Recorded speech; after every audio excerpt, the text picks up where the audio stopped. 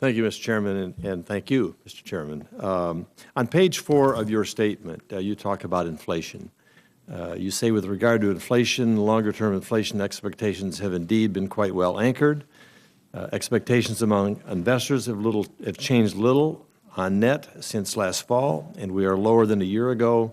Substantial resource slack in U.S. labor and product markets should continue to restrain inflationary pressures.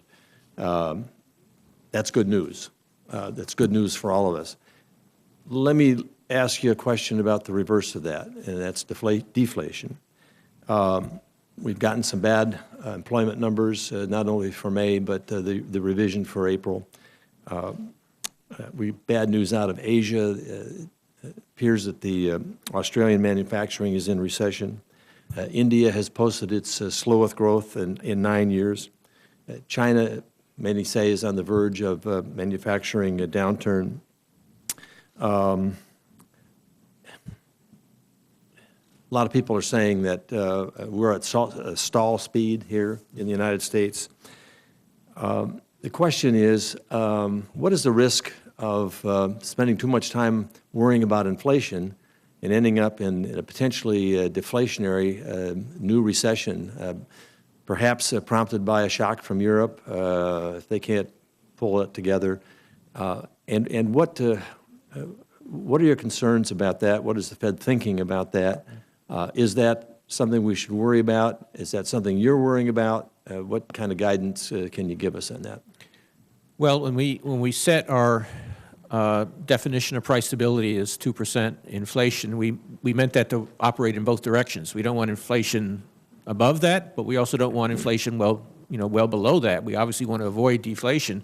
And it was one of the principal motivations for the so-called QE2 we did in November of 2010 to avoid deflationary pressures, and then we were in fact successful and brought inflation back to target. Now, part of your question was about sort of general slowdown in the global economy, and there are some signs, certainly in Europe. China cut interest rates today. Some of the emerging markets have seen some slowdown. So there's certainly some signs of global slowdown, and we're trying to assess how important those are and what implications they have for the United States.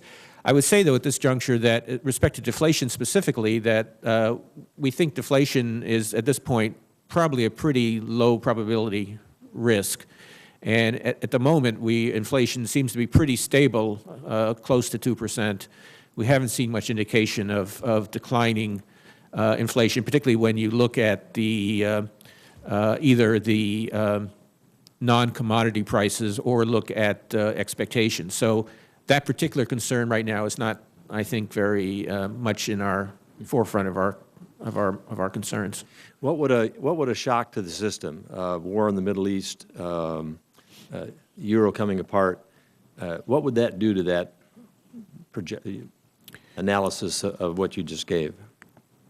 Well, I think it depends on what the shock is and how it ramifies. A shock in the Middle East presumably would cause oil prices to go up a lot. That would tend to be inflationary, but it would also probably slow the economy further because it would be like a tax increase on consumers who would have to pay more for gas and therefore less for other things.